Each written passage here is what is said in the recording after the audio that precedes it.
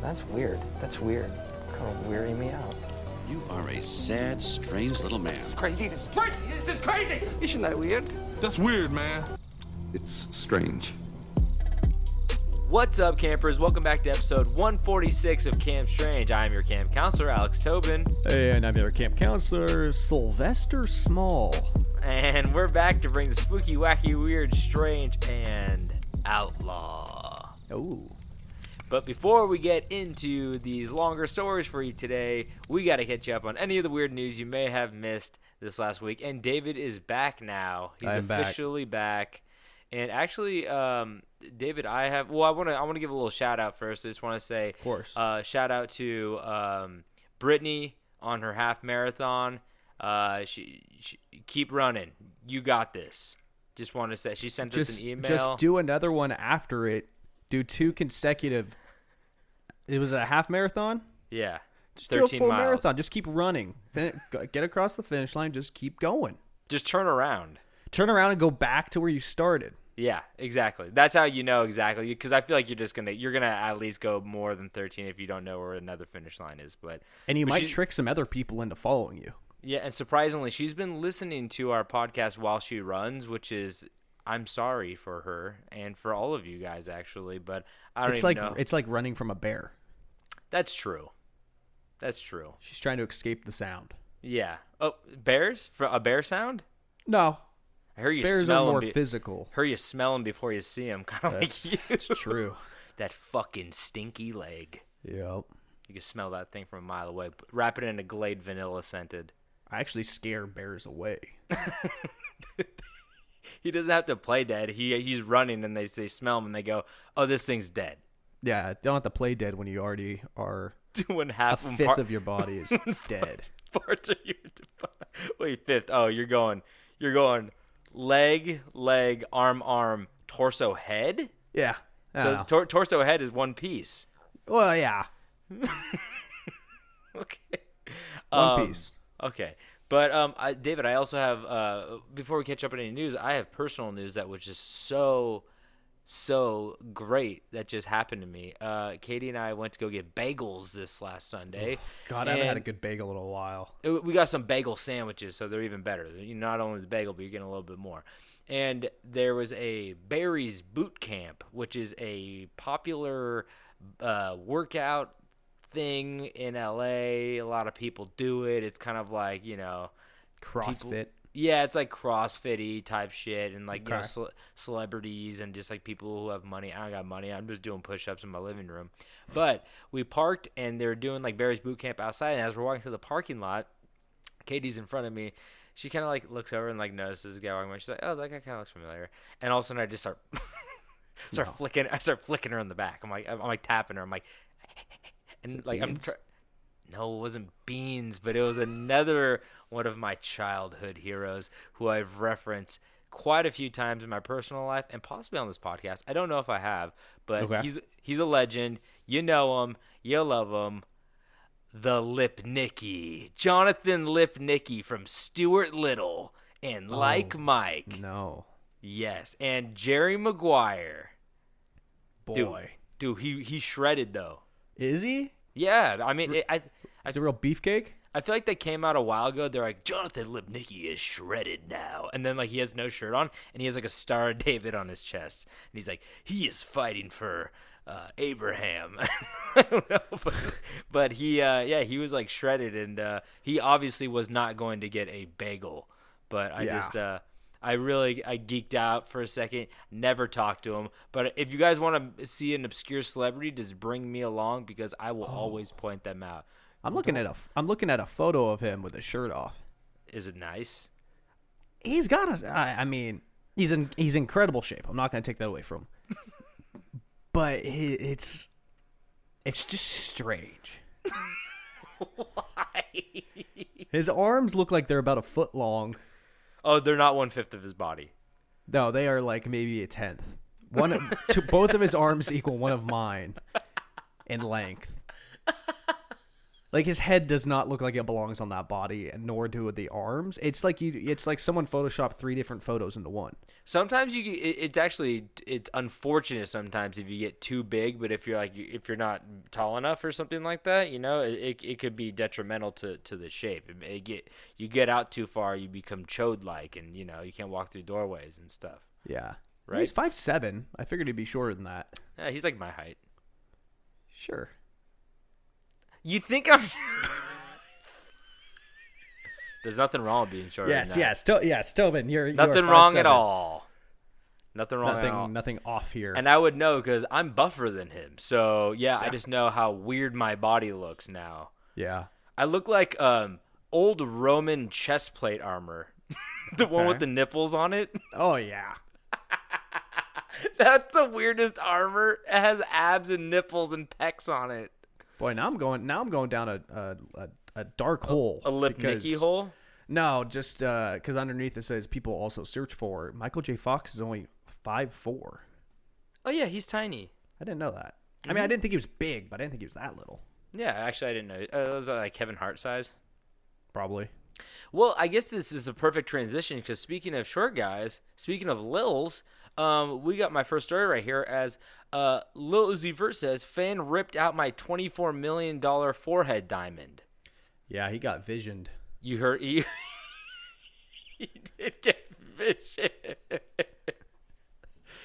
He did get vision. I didn't even think about that. So if you guys don't know, Lil Uzi Vert is a very popular emo-style rapper. I don't want to say emo-style rapper. He's just a rapper that kind of, he's emo-ish. But I can honestly say I'm so far from that world these days that I can't name one of his songs. No, me neither. But, I know when I hear him. He's like, oh, Bad and Bougie. He was in Bad and Bougie. Yeah.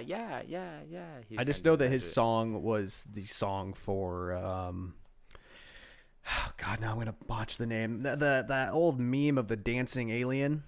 Oh, my God. Oh, fuck. That was my favorite. That was our favorite meme. I know. What is Leonard? his name? Leonard? Silver. He's like the silver alien meme. And he'd kick down the door and start dancing and the kids would be screaming. Howard the alien? Howard the alien. Is it Howard? Yeah. Okay, yeah, Howard was great. But what was great about Howard was the original one was posted to a green screen background. So people just went crazy putting him wherever they could imagine. Oh, yeah. It was great. My favorite one is when, the original Easter Bunny opens the door and the kids start screaming, but it was Howard the alien fucking doing a moonwalk robot in there. We need Howard back. He's great. But, yeah, so Lil Uzi Vert, he's a very popular rapper, and I guess he got a $24 million pink diamond, literally implanted in his forehead. Like a piercing, but big. Yeah, and he was at a Miami hip-hop festival called Rolling Loud, and he dove into the audience, and they tried to rip it out of his forehead. Yeah, Thanos was out there. Yes. Thick Thanos was out there. Oof. But he posted a picture to, Instagram, and it's swole. It's like he's bleeding. The one I saw, it looked very swollen. Yeah, there's blood running down. There's blood running down his forehead, and he said, he tweeted it, and he said, if I don't get it took out the right way, I could die. No, seriously. So he did get it removed for the time being, and I think he has a regular piercing in its spot. But I think he's doing boxing classes or something like that. Yeah, you don't want that in your head if you're boxing. that's the thing where they go oh, you get hit right in the nose in the right way and your bone shoots up into your brain. That's how I feel about that diamond. That diamond is just, it's a matter of time before it gets lodged in there. But what a way to go! And I don't even think you think that's $24 million actually. I thought it was $24,000. No, 24 million. He said he got it implanted in his forehead so he couldn't lose it. But I'm like, man, talk about look people, what happened. Talk about getting robbed. People just hold you down and rip that thing out of your forehead. They don't care. I guess he's got bodyguards and stuff, but Jesus Christ, talk about little guys. He's not very big. No, he's 5'4", I think, something like that. He's around that same height. So yeah, he's a little guy. Yeah. Okay, what story you got? Well, that was one of mine. Oh, really? So now I'm down to one. Fuck. This one's not even funny. This one's just crazy. It's strange. That's what we do here, right? Whoa. So Jean-Pierre Adams, I think that's wrong. I think it auto-corrected that. But former France international soccer player dies after 39 years in a coma. What? The dude went in for a knee surgery in March 1982 and never regained consciousness after an error with the anesthetic. If he woke up, he would have been 73. Did they use all of his soccer money to just like, or does he Yeah. Was he? I'm guessing he's probably not at the hospital. He's at home somewhere, and people are, and like they have like a person taking care of him. But he's like, if you're in a coma, you have to be on a breathing machine, right? Oh, Yeah, a I don't knee know. surgery. Okay, first off, obviously they probably got a ton of money from that malpractice, right? Yeah. Or is anesthesia like the one thing that they go like, we never know how you're gonna react to it. You can't blame us. That's true. That might actually be how it is, because I know Fuck. that's all crazy. They get paid crazy money though. 40 something years? 39. Oh my god. Can you imagine waking up after 39 years asleep? Well, I mean, this begs the question. I don't want to get too dark, but it's like, what do you do in that situation? For like, I mean, if there's probably somebody who's like, oh, like if I ever get in a coma, don't pull the plug. Like, like I want to be here. And then like you're 20 years in, you're like, should we? Yeah. Did he miss a good chunk? Would he wake iPhones up are and gonna be, fuck this guy up when he hasn't even seen the first iPod. would he just wake up and be so mad he missed 20 years that he's just like, fuck, push the Almost diamond in double my that. forehead? That's crazy. Almost 40 years. That's absolutely insane. Yeah. But yeah, I know. I mean, talk about like people always go like, oh yeah, like if you're in a cave and then you like woke up. People always go like, if you're in a coma and you woke up and you saw technology now, like, whoa, what would happen? And you're like, yeah, this. Yeah. But, Maybe he did wake up and he just like saw the news and just died. Is that too dark? He saw the news and they're like, we're covering all the shit that went down this year: fires, floods, virus. I mean, I don't know. Did they say how he iPhone went? 12. Did and he's like, okay, I'll stick around a little longer. I can carry porn in my pocket, you say? Joke's on him. I've been doing it for years. Big rolled up. Big Hustler. roll. Big, yeah. That's how lame I am. I couldn't think of one. Big rolled up Sports Illustrated swimsuit edition. Some guy's Good like, stuff. yeah, your grandpa's like, you want me to get the good stuff? And he brings that out, and you're like, Grandpa, this isn't good. I've seen some depraved stuff. It's the mystery that gets me going. There's He's enough like- to get me there, but all the mystery. He's like, you see her? She does shot put. Because like they do the athletes in there. Ooh, well, I like that's I like the naked Olympics one. Yeah, that's like the nude one, which is interesting. That one's funny to me because I just think of like people just like on set and they're like, okay, now get naked and pretend to throw this shot put. Yeah. Like, this is weird. It is But, weird, like- but I do appreciate it because you get to like, you see things and you're like, damn, I didn't know I could have a muscle there. Jonathan Lipnicki just Yeah. fucking him racing a bunch of mice for his family's love. More like nip licky. Does he have big nipples? Does he have Saucers, Does he have Nick Jonas nipples? Yeah. I don't know things what are- that means, but yeah. There was like a meme where they photoshopped his nipples all big. Nick Jonas nipples. Well, it was a Photoshop thing, but they kept making them bigger and bigger, and then he was getting mad about it, I think, because you know how you see them, they're big. Oh boy. I tend to believe that those are just real. Those are just real. But okay, well, I have one more. Again, not spooky. Wait, what's so funny? When Nick Jonas's nipples are bigger than your future. Amen, brother. But I have another one that's like really interesting. It says the Federal Trade Commission they're investigating why McDonald's ice cream machines are always broken. Report says. So, Is that a thing? I've never known if that was a thing or if that's just like a joke. no. Well, apparently it is a thing because the Wall Street Journal reports that the FTC sent letters to McDonald's franchises over the summer asking what's going on with their ice cream machines, and apparently, report says McDonald's franchise owners have complained about how complicated the machines are, and that fixing them when they break is very difficult. And I mean, yeah, that.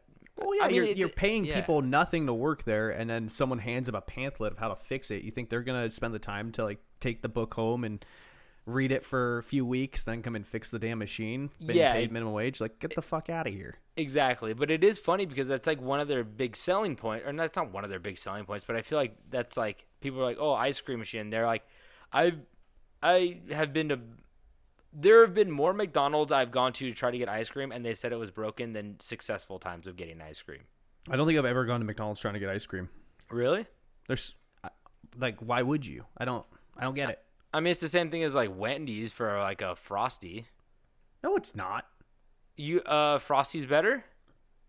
I'm assuming so. Like, I feel like they're much more known for their Frosties. I don't know anybody that's like, oh, McDonald's ice cream is so good. McFlurry? Oh, does that count? Yeah, I mean, it's ice cream. It just has like little bits of Oreo, but that's the thing. I mean, it's still like all mediocre. Like, just go to like an ice cream place if you're gonna do it. Go But to a local one. Like, holy shit. You're Yeah, in Eugene, go to Prince Puckler's, baby. but there's also like a Prince Fuckler's. there's a nostalgia factor with Yeah. those ice cream things because like you just used to get like that used to just be the most readily available thing. But yeah, so I think if the Federal Trade Commission is getting involved, and let's turn the tides on these ice cream machines, you know. But like also at the same time, like figure it out, McDonald's, because like I know people who be making ice cream just by like shaking up a cup full of like like salt, Ice and, like, coffee creamer. Yeah, it's like really weird. I don't know how they do it, but these damn kids are figuring it out. TikTok, just McDonald's, just get a couple cups and start shaking up some shit and see what happens. Wait till the kids figure out it's easier to make meth than it is to make fucking toilet ice cream. Is it easy? Is it I don't know. Is it easy? You tell me, Breaking Bad addict. But I like that show. I wasn't the guy who was like, oh, you go watch it, Hector Salamanca. Ding ding ding. What? That's for all my bad heads out there. But Baddies. you know, I think speaking of meth, we should probably get into these stories, right? Yeah, absolutely. Okay, good, because I got a tasty one for you guys today. So, now, David, we all know Florida. Good old Florida. The land of deadly reptiles, tropical storms, and illegal drugs has always had that strange reputation that usually falls to the kid at school who drinks a lot of energy drinks and thinks that giving people Charlie horses is hilarious. You know that kid. That's Florida kid. But I have to say, it's not modern-day Florida's fault.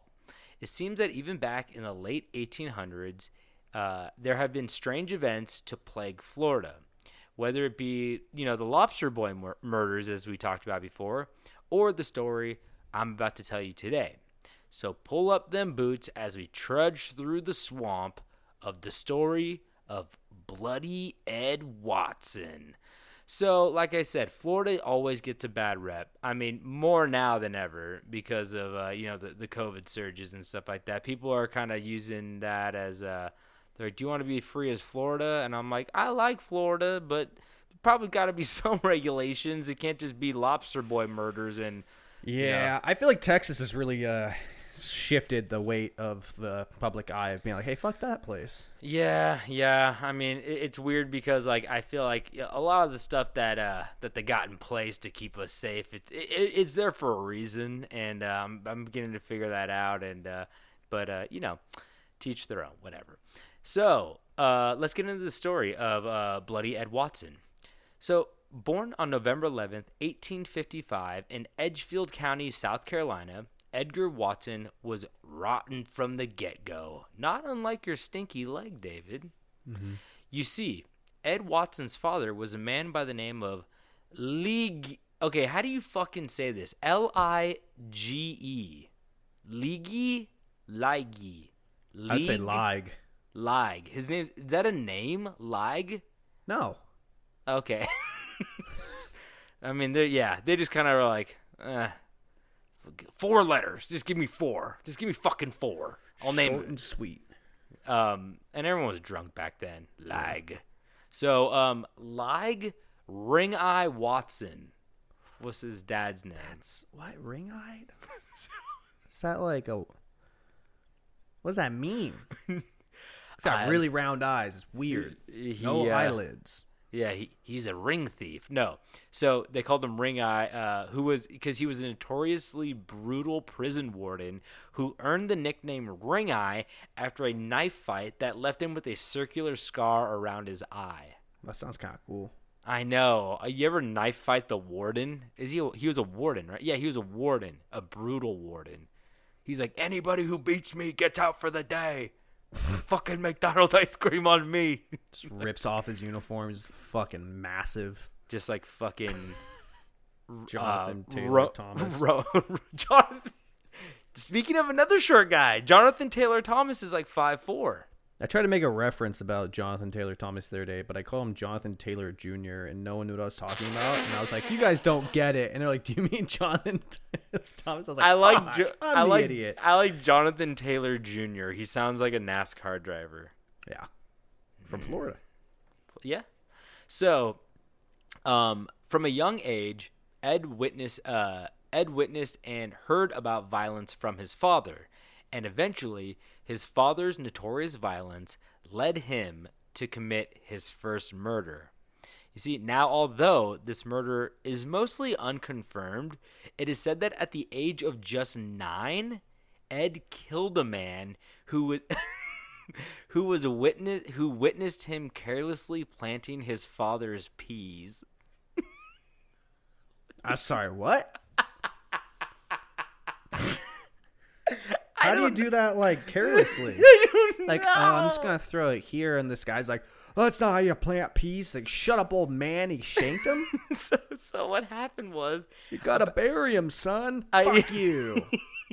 I like to leave him on hard cement and then stomp on him real hard. No water. Tough love. No, but basically, I don't know if this guy was, like, working on the farm, if it was just some guy who was a snitch, but apparently this 9-year-old planted his father's peas wrong. Father probably loved peas. Who doesn't love a good pea?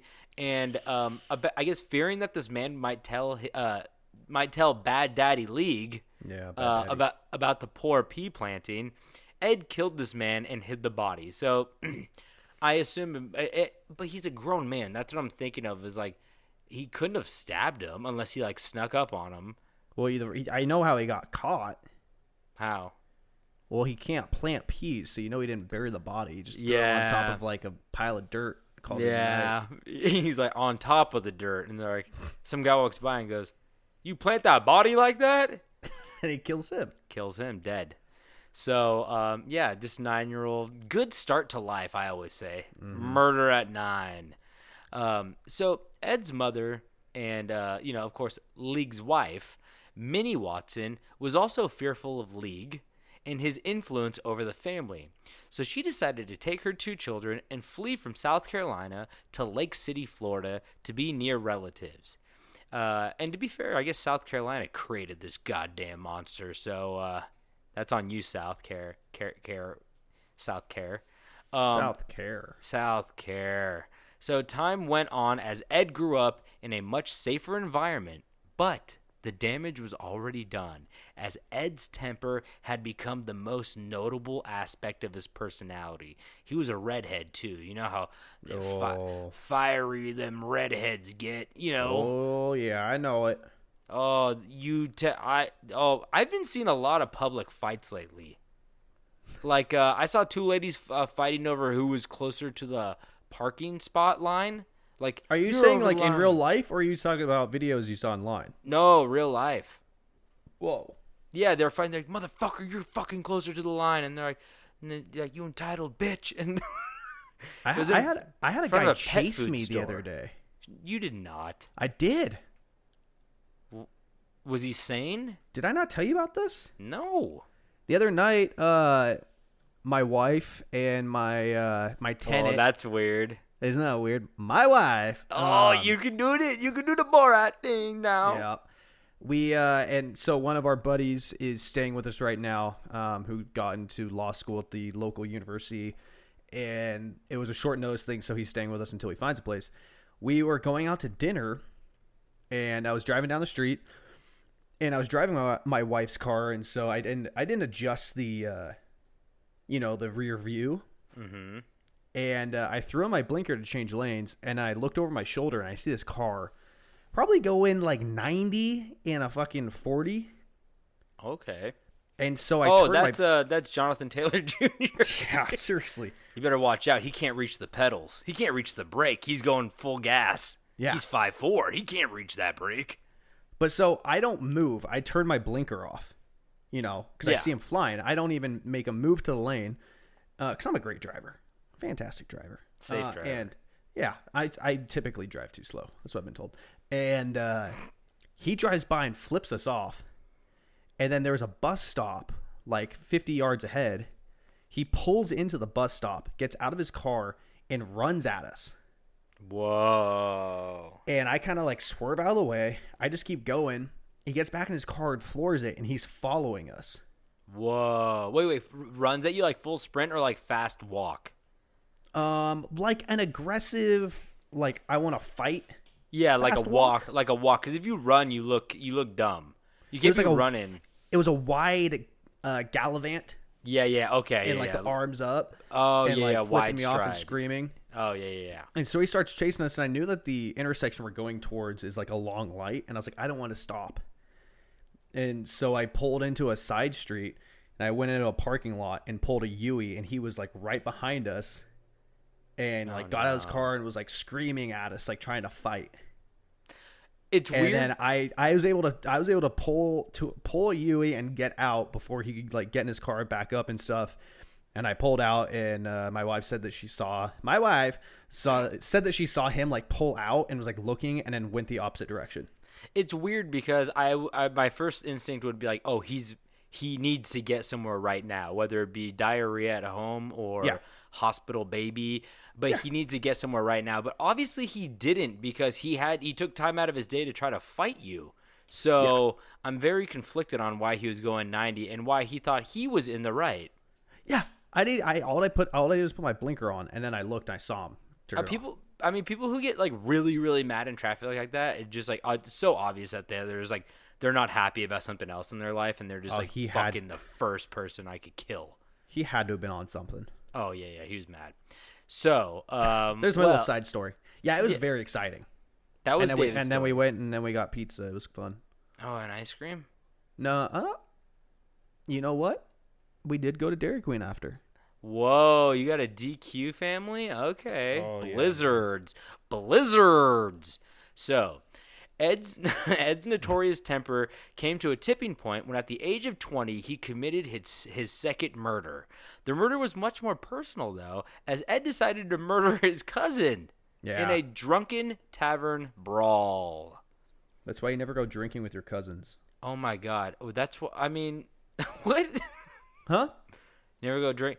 See, I just love a good old tavern brawl. I feel like no one's supposed to die in a tavern brawl. Of course, you're getting hit over the head with the bottle. Of course, you're being put down chest first on the bar, and I'm sliding you all the way across the bar. You're hitting all the glasses.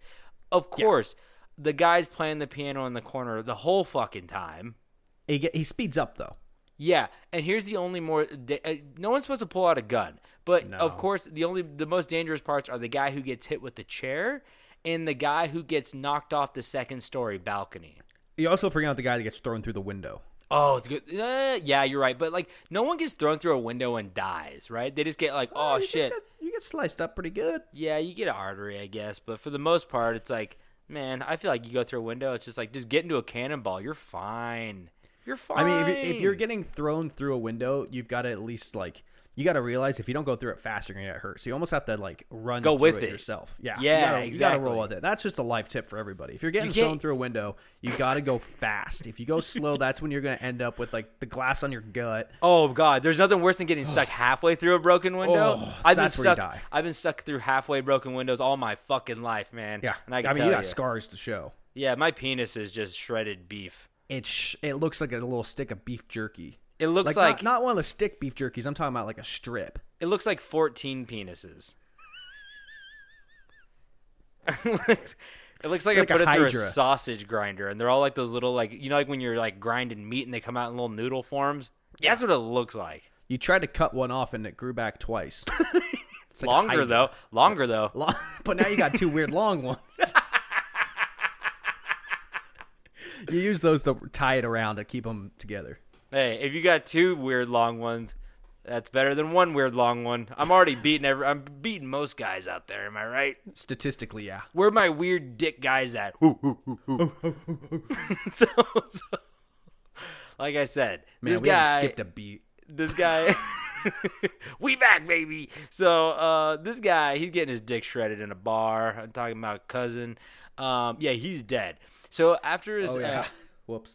Yeah, after his temper subsided, he realized what he did. So he quickly gathered his wife, child, His wife, child? No. I meant to say his child bride. No, his wife. He has a wife now. He got married at 20. So he has a wife and he has a child. And so he grabbed them and the things and he fled the state, but only after reportedly killing 3 more men in another saloon fight. Something tells me nothing bad is gonna happen to his wife and child. They're gonna walk away from this. Once you get the taste of a saloon fight, you have to go back for more.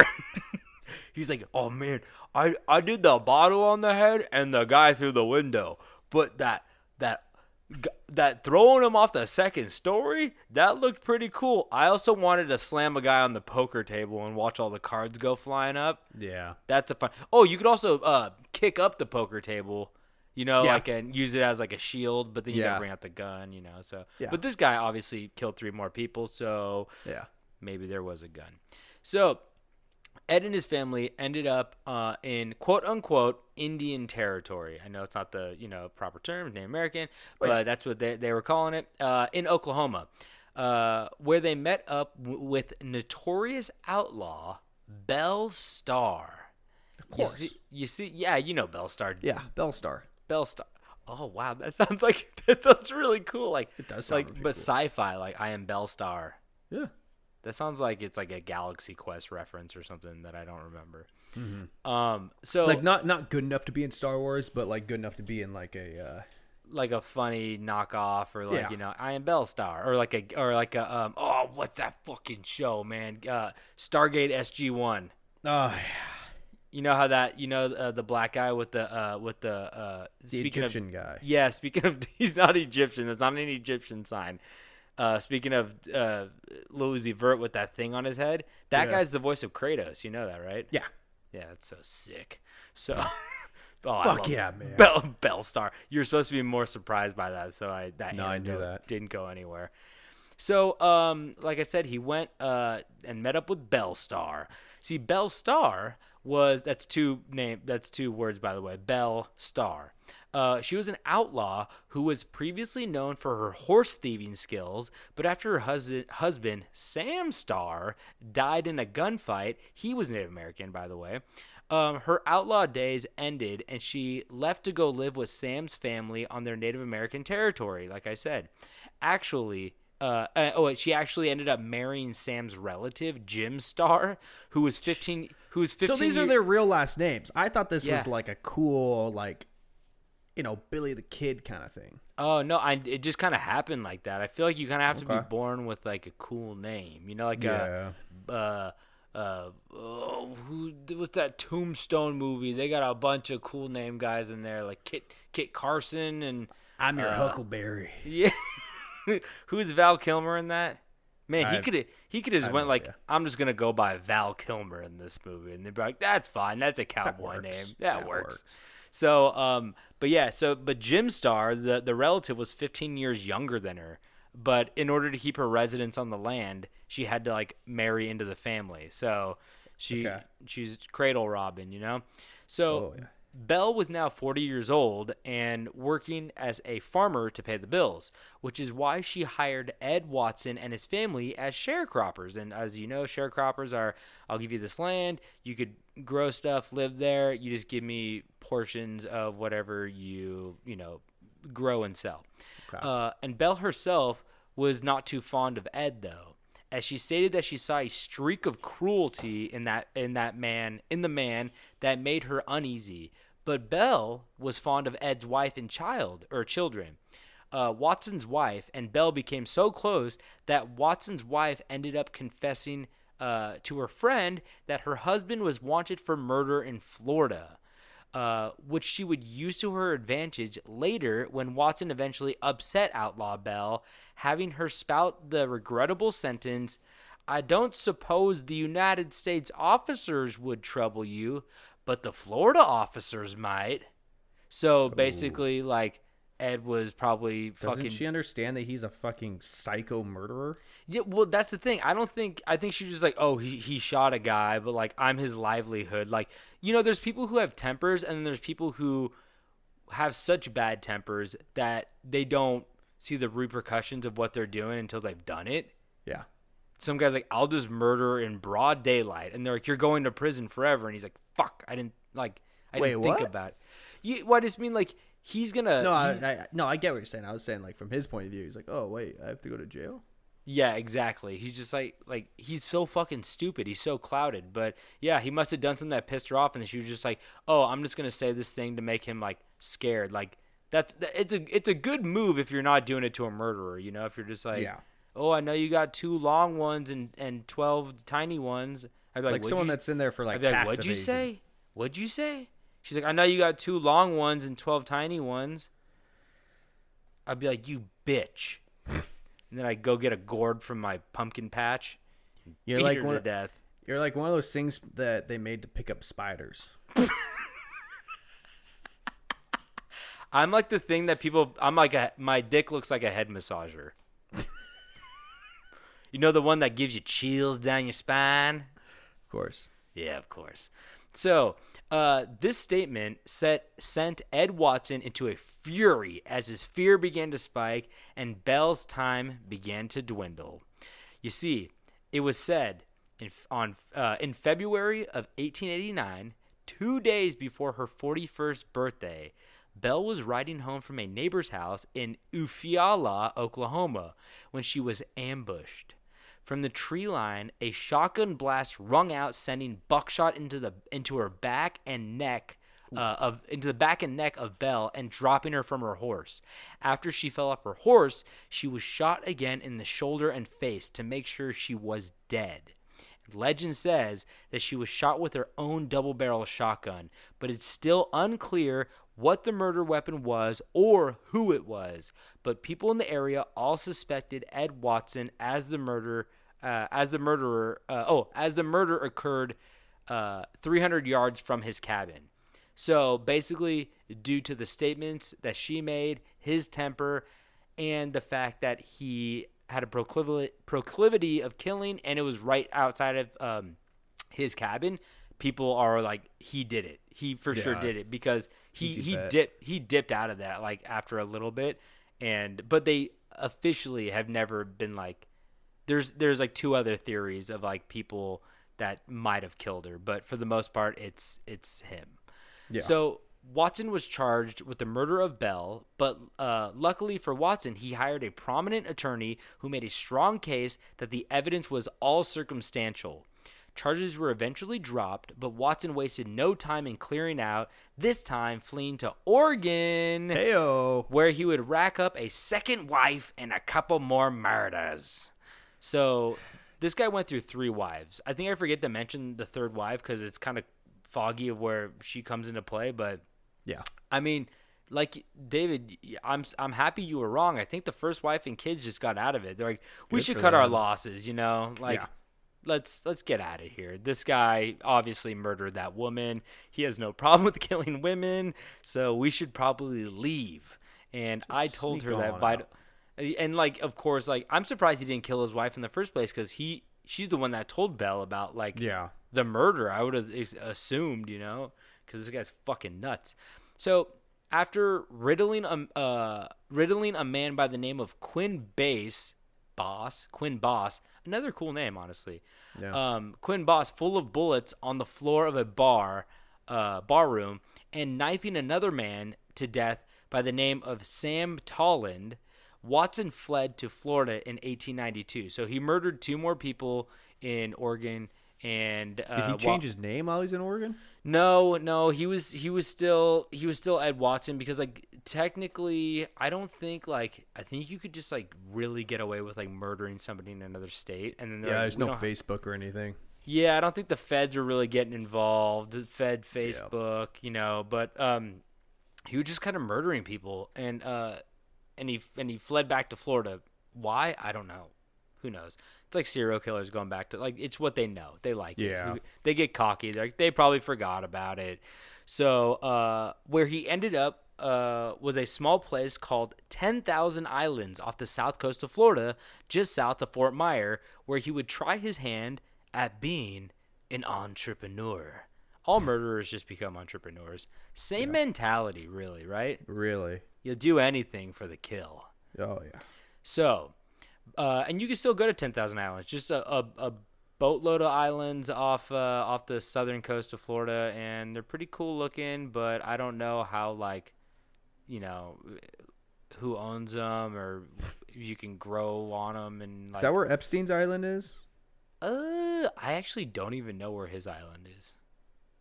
It's probably like the Bahamas. I would assume it's much further. They're doing because these islands are like, you can like schooner to the next one. I mean, obviously there's a ton to call them 10,000 Islands. So yeah. But buying a small island called Chatham Bend for about $250. He bought it from a widow, by the way, and her husband was kind of a piece of shit, and he died. And then she's like, I don't want this. Here, like $250, and $250 was a lot back then too. Like that for sure. That was a big chunk of change, and we'll get into money in a second. But after buying it for $250, Ed Watson began his enterprise. James M. Burnett of Florida's Past, I guess that's a book, stated that it was not long before Watkins had his fertile little island, lush with cane crops, produce, and the valuable buttonwood cords of which he shipped to Key West. His cane syrup was a popular product, and he shipped tons of it in his 70-foot schooner to Fort Myers and Tampa. So I guess he was really known for this cane syrup. It was just like, I think it was just kind of basically like sugar paste, like you just put it on, you put it in shit, you put it on shit. Like, people loved it apparently, and that's what he was like known for. So he was making good money and like having a successful business, like kind of setting his life again, But you can't take the anger out of the redhead, as they say.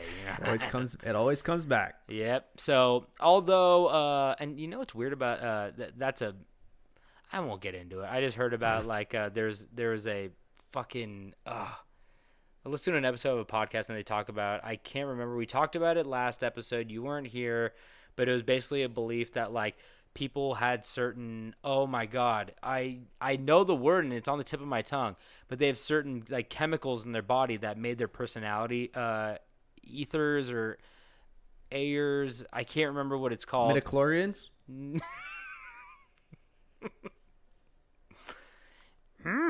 David, you are correct. I can't fucking do that. I can't do the backwards talk.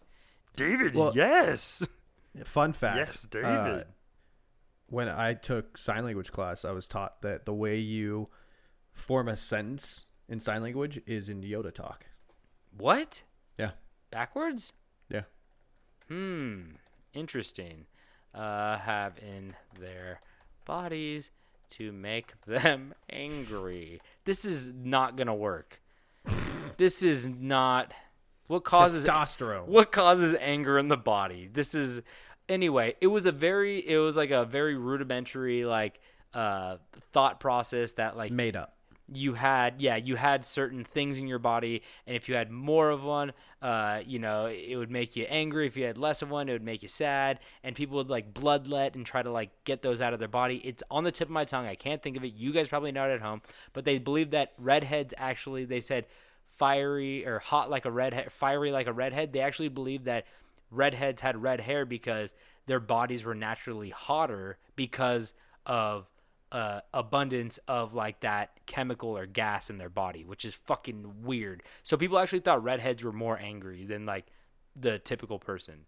So that's why they say fiery like a redhead. It's like weird. So anyway, Sorry about that, guys. So, although the redheaded, handsome, they say, I saw a picture of him. He wasn't fucking handsome. 6 foot, Ed Watson was now thriving as a successful businessman who was slowly winning over the community. He could never really outrun his past or his temper that would land him in hot water while attending an auction in Key West. It was said that Watson got into an argument with local resident Adolphus Santini after Adolphus outbid him for a piece of land. The hot-headed Bloody Ed Watson attacked Santini, slitting his throat. But luckily for Adolphus, though, bystanders pulled Watson off Santini, saving Santini's life. And strangely enough, Ed was not jailed for this, but instead was forced to pay him $900 to drop the charges of attempted murder.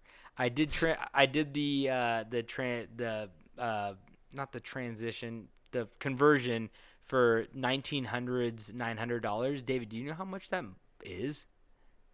90,000. Fuck you. 29,000. I hate when you overshoot. I overshoot. Katie gets so fucking mad at me. I don't know why you get mad. Because it steals my thunder. Oh, I see what you're saying. You know, you wanted to be like, oh, like $10,000. I'm like, 30,000, and you're supposed to go, holy shit. Oh my! We should become a scripted podcast where it's really obvious. I'm not gonna name names. Line? There is one my wife listens to, and you just like saying wife, dude. it drives me nuts how scripted it is. Like I Really? can't. I have to like leave the room. Wait, do they make it sound like it's not?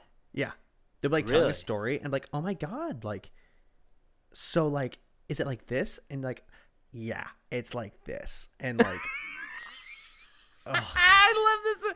Give me more. oh god, I can't even right now. It's I. But I is it don't- like this? Mm-hmm. It's exactly like that. It's just like, oh god, it's they just like set each other up. I so know much. what you mean. I've seen a lot of like YouTube videos that kind of fall into that same category where like they thought of this great joke, but then they went, well, I wanted to make it seem like it's more like Genuine. off the top, and then they say it. I'm like, they thought of that. Yeah. They thought of that before. So us, as you could tell, it's shitty, it's real, it's raw, it's off the top, it's not funny. This is Yeah. authenticity, people. I make notes of when we say something that shouldn't be Bad. put out there, and I edit that one part. Besides that, I probably stopped listening. When we first started, I'd listen through the episode to make sure everything sounded good. I probably stopped after like episode like 5. Dude, I just saw the guy from Jeopardy fucking lost his job because of a podcast. I'm scared. I Wait, have what? noodle wiener. What? What guy from The guy they replaced him on Alex Trebek. Obviously, Alex Trebek passed away? he passed away, and this executive producer is like, I want to be the next Jeopardy guy, and they're like, I don't know. I think we all like LeVar Burton, and then he's like, I want to be the next Jeopardy guy. So they put him on there, and then everyone's like, fuck this. And then he's like, okay, I won't be the next Jeopardy guy, but I'm still.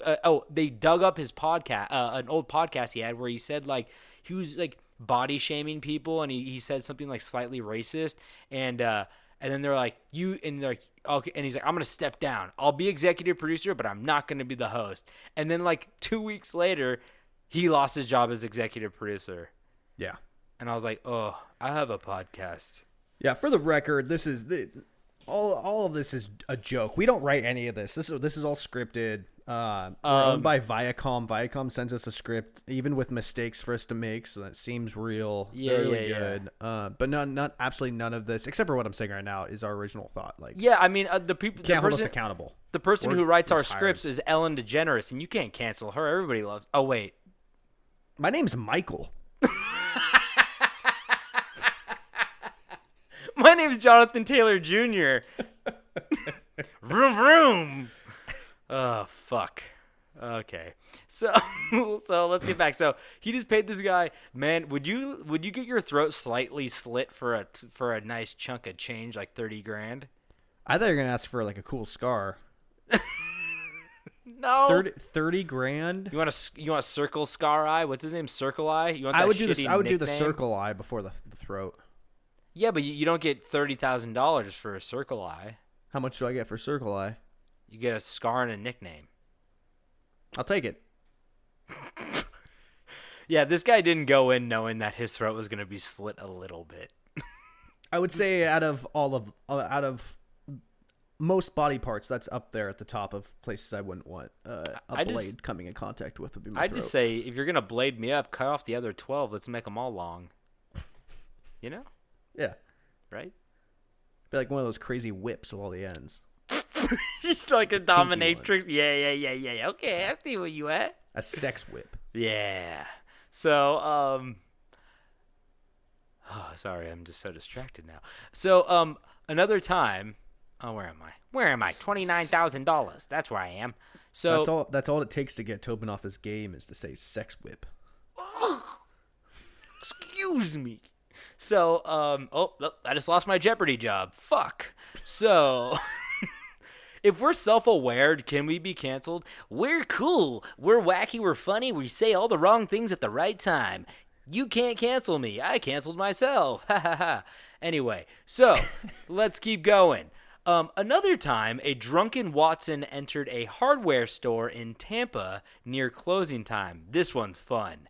John T. Campbell, the store's bookkeeper, was telling a funny story about an incident at a dancing school. Honestly, I want to hear this. This sounds real funny. But, he didn't finish the story. You know why? Because Watson, overhearing the conversation, drew his revolver and fired a shot at the floor near Campbell's feet and said, Well, let's see how nice you can dance, he ordered. And Watson spent the night in jail. Yeah. I think that's fair. But here's the thing that's kind of cool, too. He didn't see any of these movies that we know of, right? Like, we all know that line, right? Yeah, like dance and you shoot. That's a good point. That's like He was the first guy at dinner when something weird happened, and he went, check, please, and everyone thought it was really funny. Yeah. Like, he shot at someone's foot and says, dance. But, like, we've seen all these cowboy movies where, like, oh, of course, that's, like, a thing, like, an asshole does to, like, the nerd. Like, oh, you're scared. Like, I'm going to shoot at Jimmy Stewart's feet and, like, the man who killed Liberty Valance type shit. Yeah. You don't know that reference, but. Weird. What? What are you doing? I just pulled up this guy's Wikipedia. He's actually the first one to coin Bazinga. Oh, fuck. That's him? Yeah, this is him. That's Old Sheldon? Yeah, this is Old Sheldon. See, yeah, this show's coming out soon. Old Sheldon's just a horrible murderer. They're gonna make an Old Sheldon, aren't they? Yeah. He's gonna be like a college professor around all these wacky kids on I kind of want to see him. I kind of want to see him older. I want him Old Sheldon. I want him to drop like a fat shit in his pants and be like, that's exactly 14.2 kilograms. How fucking heavy is that? Wait, 14.2 kilograms. Convert it into pounds. This boy just took a 31-pound shit. That a boy, Old Sheldon. You're going to have to throw the britches away, I'm sorry to say. Sponsored by Depends. Well, that depends. Anyway, so he's in jail shooting at feet. And Watson later accrued so much money that he was able to buy Lost Man's Key, which is fucking so cool. Because like a key is like an island. Like Florida Keys. The name of the island was Lost Man's. I thought you were saying that he bought some key that someone lost, and now his goal was to figure out what lock it opened. Can we do that? That sounds fun. That does sound fun. That's kind of like a mystery box. Like, here's a key. You go find out what it opens. It's like Rat Race or whatever. But you open it up. Shot on that one. You open up just 31 pounds of shit in a mailbox, and you're sad. And but yeah, he wanted to buy. He was able to buy Lost Man's Key just south of his island, Chatham Bend. That was the name of his island. only to find that a man named Tucker occupied it. Oh, Tucker's always on the island. Watson wrote a letter to Tucker demanding that he leave the property because Tucker was just squatting on that island. And Tucker responded with a quote-unquote sassy letter. I don't know what the sassy letter said, but it was a bad idea apparently because Tucker and his nephew were soon found dead on the island. Jesus Christ. And it was never proven to be Ed Watson, but everyone in town knew what he was capable of, so they're like, yeah, like that was fucking Ed. Yeah. So this is my favorite part of the story. So the final straw occurred in 1910 when a man by the name of Leslie Cox. Now pay attention to like these names, okay? Because there's a couple people here. A man by the name of Leslie Cox wandered into town. Cox said he was looking for a man named Ed Watson. So one of the townspeople agreed to boat him out to Watson's island, Chatham Bend. People began to believe that the new man and Watson were old crime buddies, but that was more strongly solidified when just a short time later, 3 more men and a woman showed up asking for Watson. So just to give like a little background on this, what happened was I think Leslie Cox showed up and was like, do you guys know where Ed Watson is? And they're like, that's his island. So they drove him there, but Ed Watson wasn't there yet. So he showed up in town and was like, and they're like, some guy's looking for you. He's on your island. And he's like, did he look like a preacher? Did he like kind of look like a preacher? And he's like, I guess so. Yeah, a little bit. And he's like, yeah, he might look like a preacher, but he definitely ain't a preacher. And he was like making like jokes like that. So they're like, oh, you're alluding that he's like not a great guy and you know who this guy is and you're kind of expecting him. So everyone in town's like, this might be like an old crime buddy. We better like, 2 shitheads just got together. They're going to do shithead stuff, 31 pounds of shithead stuff. Yeah. And we better keep an eye out on them. And then 3 more men and a woman showed up. And they're like, oh, fuck. So the 3 guys that showed up were Herbert Dutchy Melbourne from Key West, a fugitive who had murdered a Key West policeman and burned a factory or 2. So, or 2, yeah. Yeah, or 2, one it's or easy 2. to count after the first one. Well, I mean, like, they were, like, next to each other. Did he mean to? So another man named Frank Waller, another man by the name of, I love this name, Sip Lindsay. Ooh. It's S-I-P, and his last name is L-I-N-S-Y. Sip Lindsay. Sip Lindsay. Okay. And then the fourth person was a woman, and they kind of did her dirty a little bit because in the description it says a 300-pound woman named Hannah Smith. Didn't have to include that. I know, but they did. But it does play a little bit into it, not big, but a little bit. So, but they were all fugitives, I believe. People of the town began to worry, and that was confirmed when a terrified Sip Lindsay fled Chatham Bend through the mangrove swamp. So this fucking guy who's a fugitive and most likely friends with Ed Watson, they found him like running through the mangrove swamp, which is like the spooky swamp where all the alligators live. And he was just like, fuck this, I'm out of here. So the tired man told them of what occurred on the island. Lindsay said Cox, the first guy, the one that might have looked like a preacher, Cox forced him to help kill Hannah Smith and Frank Waller, and that they had killed Herbert Dutchy Melbourne and put him in the creek. The next day, fishermen headed for the clam beds of Possum Key, and they saw a foot sticking out of the water near Chatham Bend. The body was a large one, and they had a difficult time pulling it up to the surface. When they did, what they saw horrified them. It was a woman who had been cut open, and someone had stuffed weights inside Hannah Smith's belly in order to sink her. Yikes. Yeah. So that's what I just mean by like she was a big woman, so like they cut her open and been like, oh, we need to like try to sink her. And obviously, the more you weigh, the more you don't sink, because as everybody knows, a dead body floats. Everybody knows that, and they fill with gases and stuff like that. And like fat floats too, so it's like so that's how that works.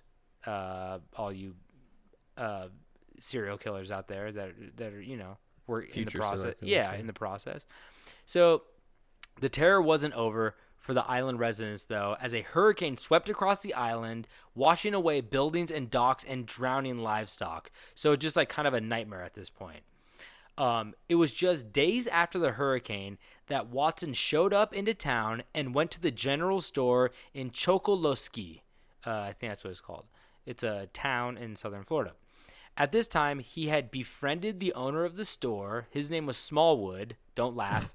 And began to speak to the man about how he attempted to bring Sheriff Tippins down from Fort Myers to arrest the new arrival to his island, Leslie Cox, though for what the crime was unknown. So basically, Ed showed up after Lindsay came through the swamp, said Cox and Watson murdered 3 people. I escaped. They found one of the bodies and went, oh shit. Then a hurricane hit, and the cops couldn't go question the people on the island, Watson and Cox and whoever else was out there. So when the hurricane subsided, Watson came into town and went, oh, I tried to call the cops because Leslie Cox is out murdering people on my island. Can you believe it? And the shop owner was like kind of friends with them, and he was like, oh, that's crazy. And he's like, yeah. I don't think the cops were. He goes, the cops were able to get like almost to my island, but then they had to turn around and leave. So what ended up happening was, Watson was like, here's what I'll do. I'm going to buy a shotgun from you and some shells, and I'm going to go take care of Cox on my island because the police aren't coming to help me, so I got to go kill this fucker who's most likely my friend, who most likely is already dead, and I murdered everybody. Most likely. Yeah. Who knows? Maybe they both did. So, or maybe he's using Cox as a scapegoat. So, like I said, the Islanders watched him leave for his home at Chatham Bend, not knowing if he or Cox was the actual killer. But with 3 bodies already found or reported, the townspeople knew that it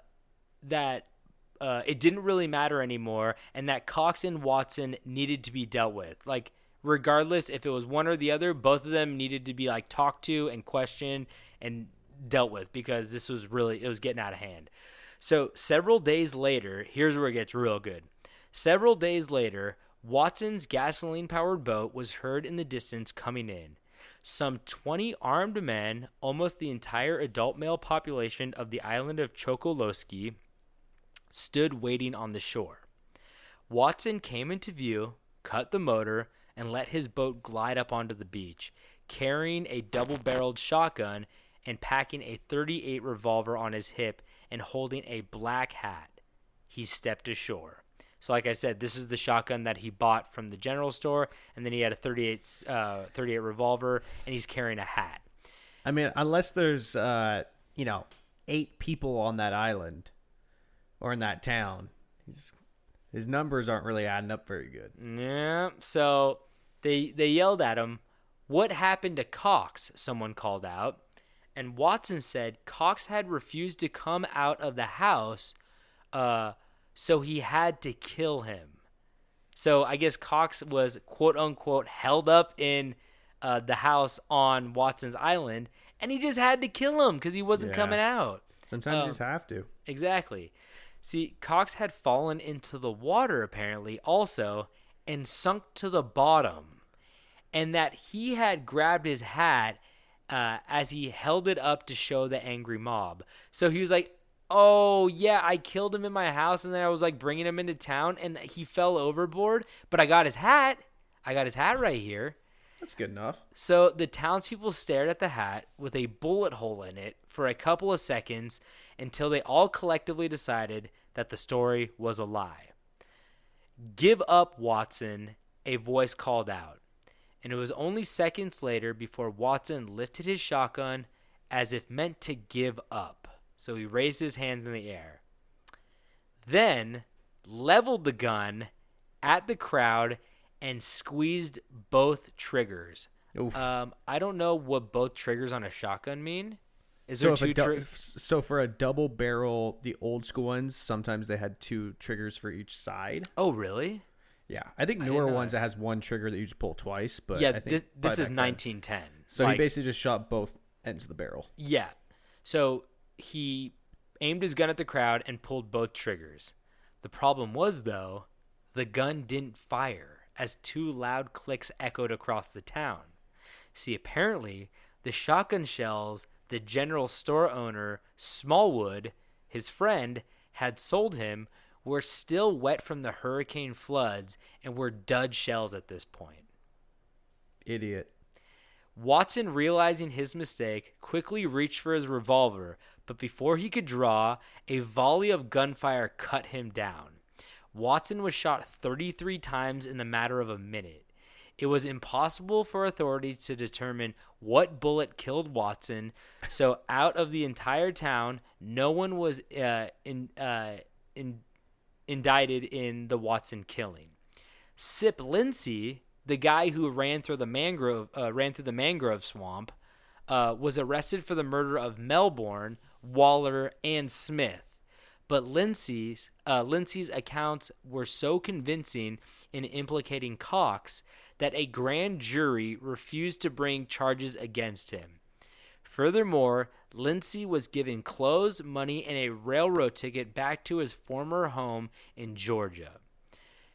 Convinced that Cox was still alive, the guy who was supposedly held up in the house, shot dead, and then dumped in the water and sank to the bottom.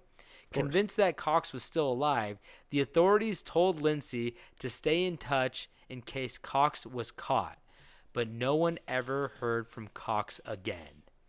It's hard to know how many people Bloody Ed Watson killed, but one thing we do know for sure is how many people killed Ed Watson. And it was like that. It was 20 people killed 20. him. Yep. So yeah, that's it's not good odds coming in with a double barrel and a 6-shooter. It just kind of reminds me of like that final scene from Red Dead Redemption 1 when he's like when the feds show up and you're outside the barn and you have to go into like dead eye mode and like I tried to take out his and then you just shot the fuck up. Yep. So it was a very cinematic ending. Like he's like okay, and then he like pulls the gun, fires, and it clicks. It's like that. I mean, you weren't gonna do anything with you could maybe hit 2 people or get some buckshot in people, but like most likely that was your final stand, right? Oh yeah. So that was the story of Bloody Ed Watson. You can go visit his grave. I forget where it is, but there is. I'm good. Come on, Liam, just kiss his tombstone. Ooh, a little smooch. So, yeah, that's the story of Bloody Ed Watson. So, piece of shit. Right on. All right, Tobin. Time for a little sports story. Okay. And I feel like when we talk about 2 types of sports on this podcast, one being NASCAR monkeys, and the other being baseball. And unfortunately, this is not about a monkey breaking the sound barrier, but this is still a good story, I promise.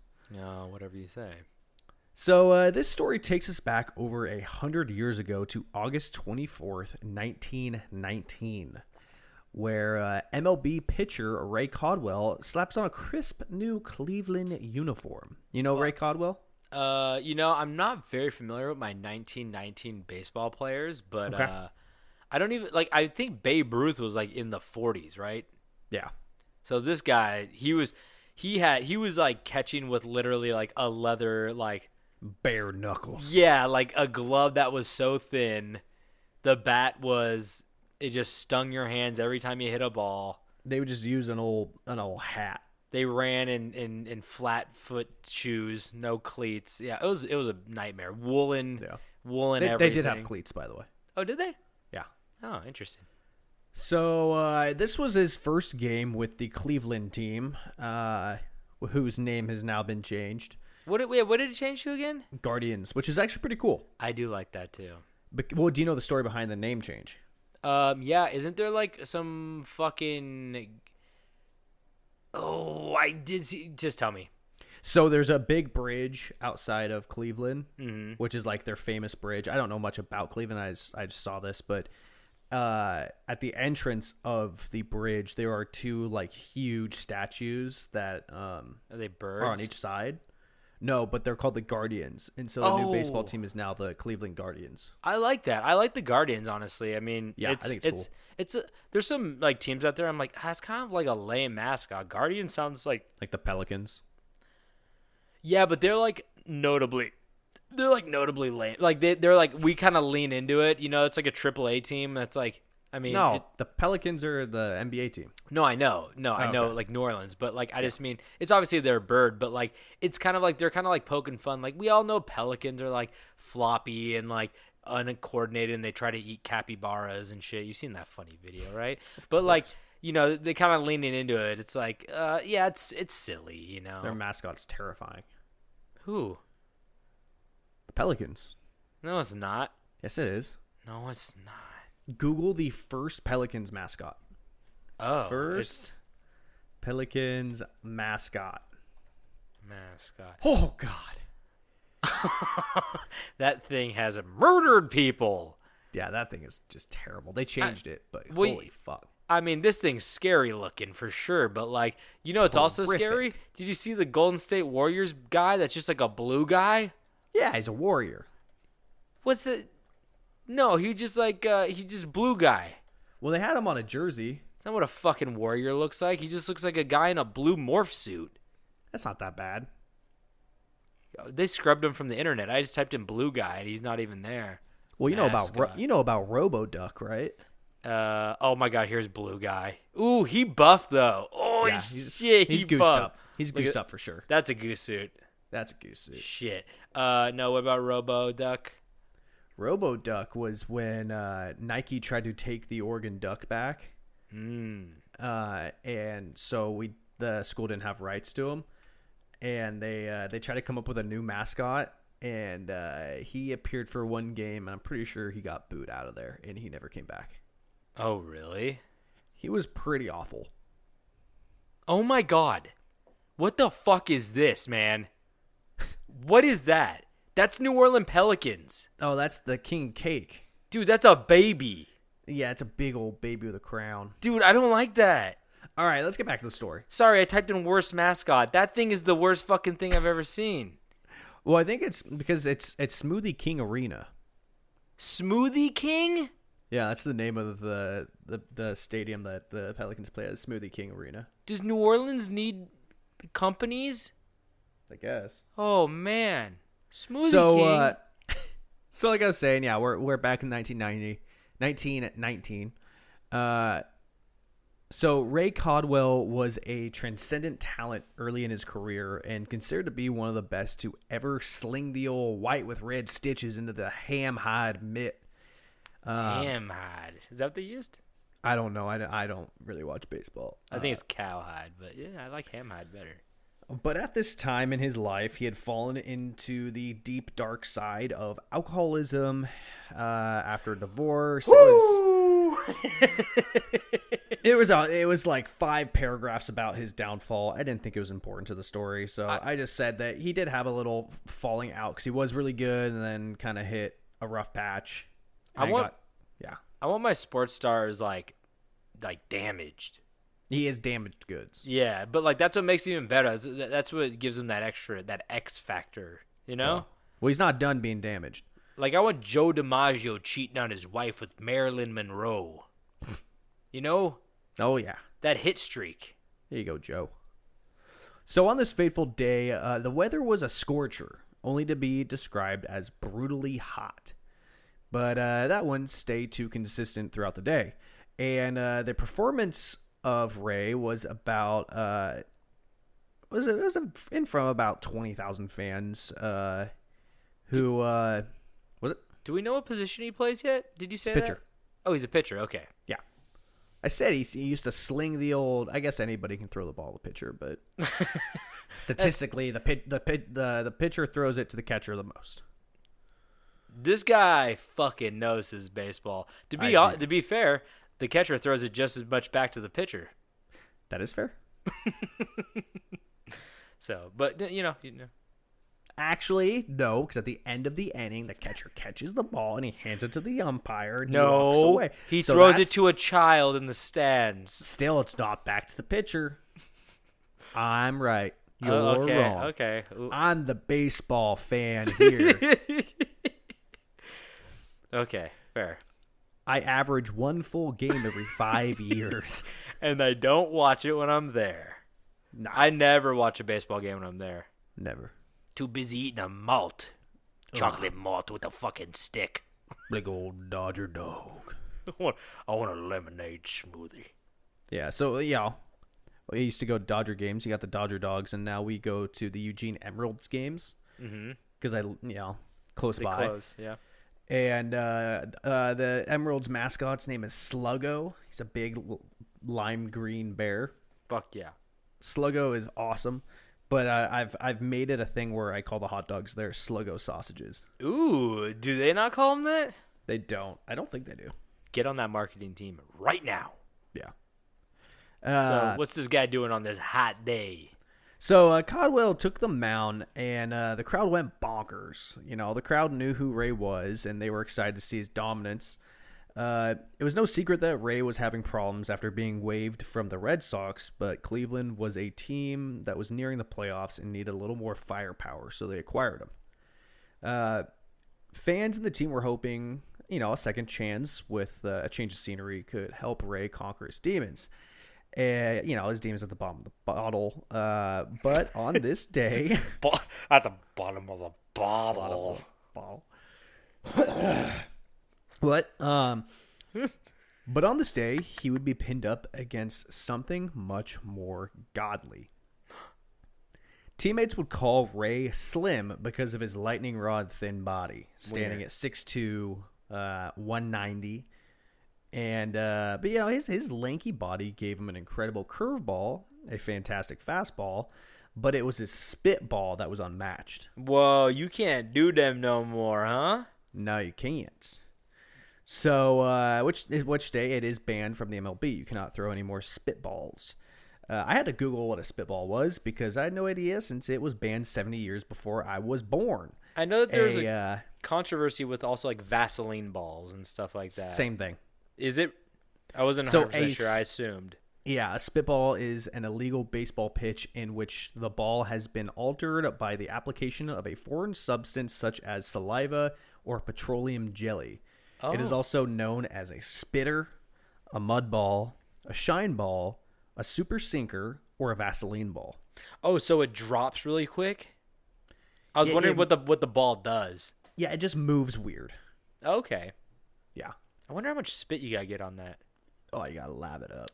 Lave it. Just get all up in there. More spit. You ever hear the ball say that when you're like, Oh, more spit. I need more spit. oh, don't use your teeth, don't use them. So I digress. Ray went to the mound and continued to light up the Oakland A's on this night. Whoa. Yeah, he They had to allowed walk all the way four hits and a walk in 8 innings. So he was actually doing pretty damn good. Yeah, that's solid. But before anybody noticed, this hot day suddenly started to darken as clouds rolled in from Lake Erie. Ooh. I am Dracula, here to throw the final pitch of the game. Just throws a skull. Skull Bowl. Laughing all the way down. Blood Bowl. So Blood this was ball, not unusual. Blood Ball is what my uncle has. Yeah. It's just swollen.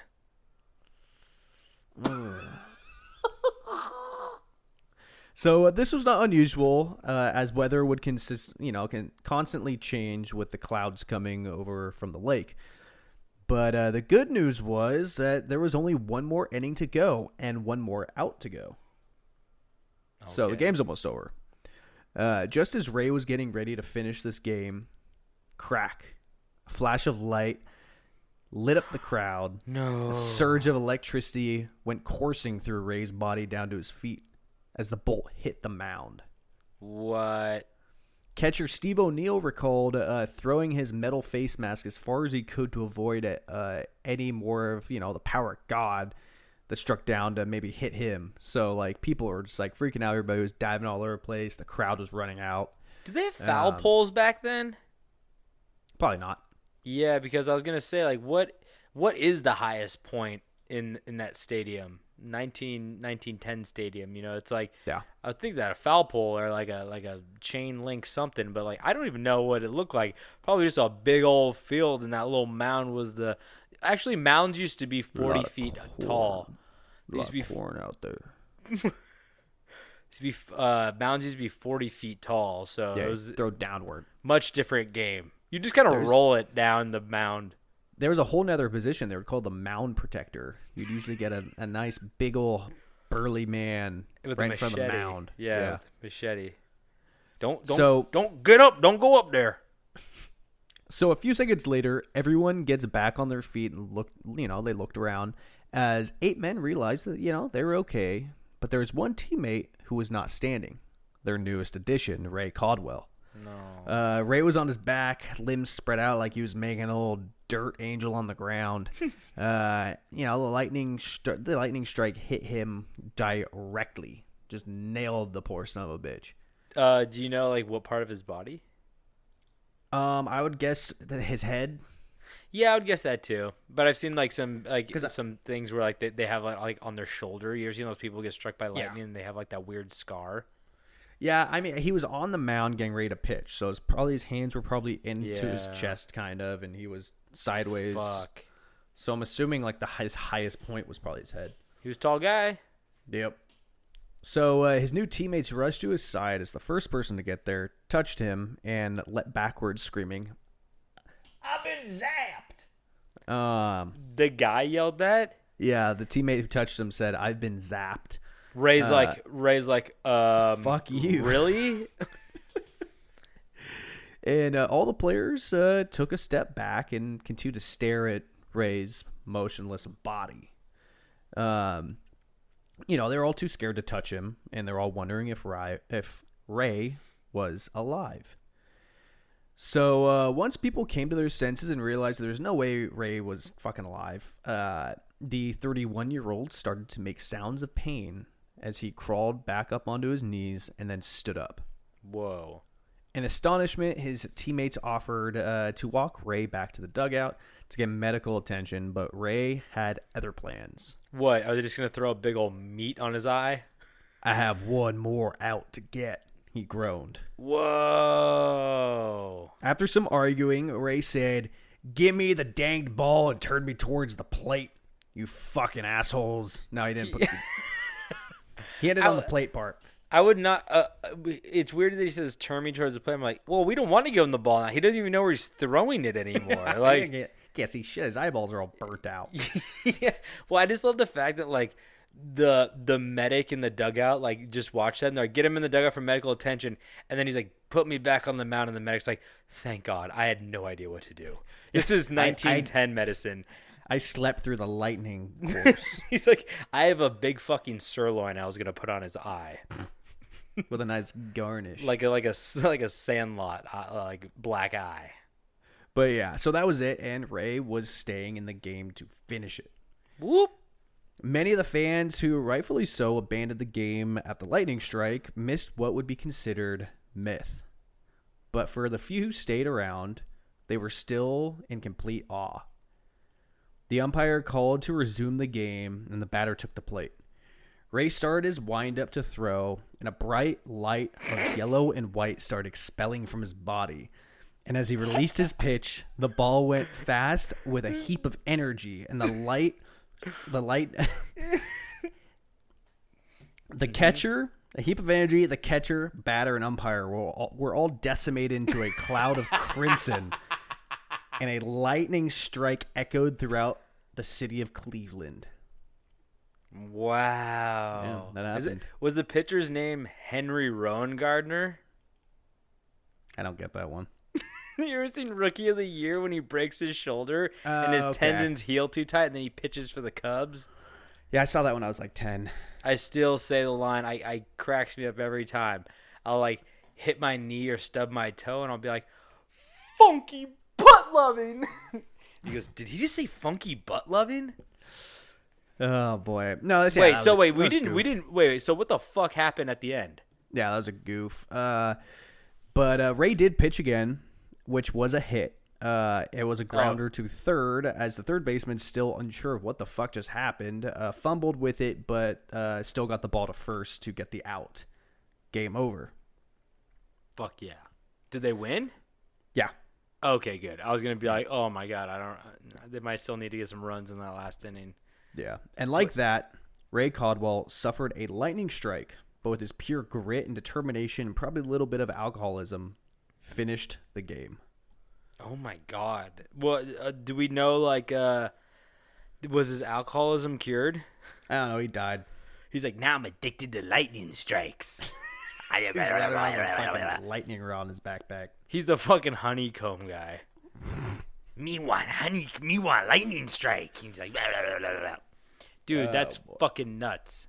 Yeah. I mean, the guy was born 1888. Wow. He died 1867. Wow, he made it to 67. Yeah. That's good. That's before electricity.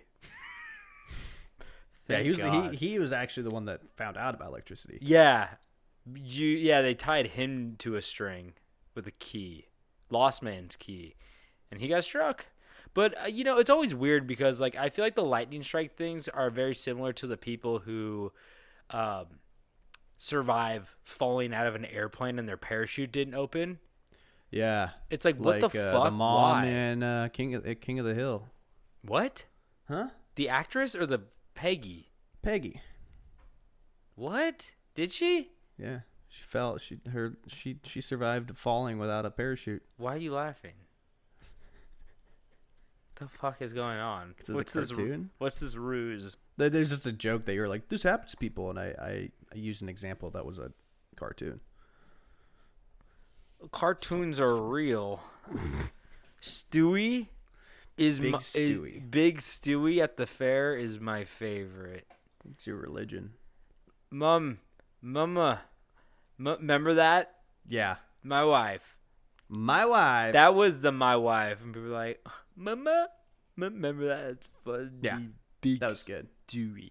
Anyway, so wow. Well, good for him. Sometimes it takes a little alcoholism and a lot of determination to make it into the history books, and or just after the game, reporters asked him what it felt like, and he said it seemed like someone just snuck up behind him with a big board and hit him on the head. Really? Yeah.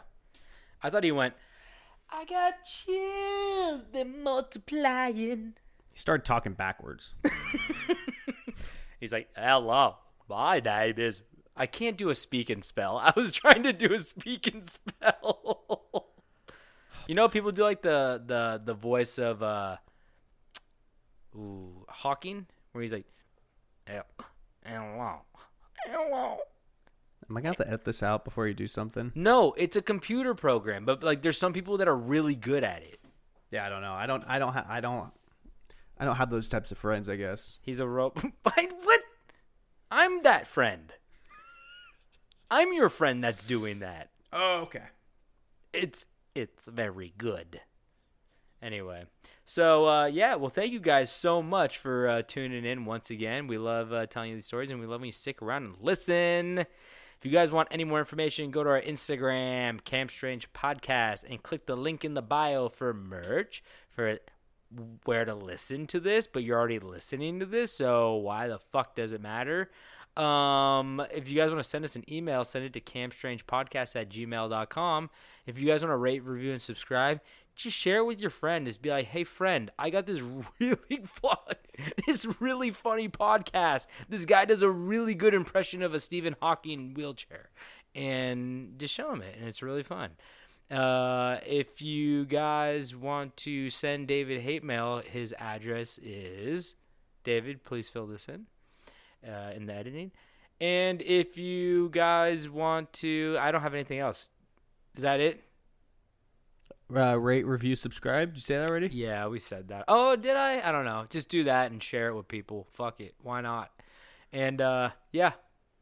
I guess thank you. Once again, guys, we love it. David's back. He's back. And before we head out, David, do you have anything to say?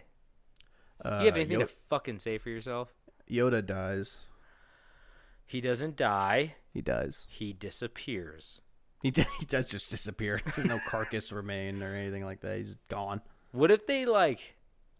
Oh, what's Yoda's skeleton look like? Well, the ears are cartilage. What's his wiener look like? I think it's probably nothing crazy. It's probably pretty proportionate to his body. Green. Yeah. But like, He's got a big old white bush.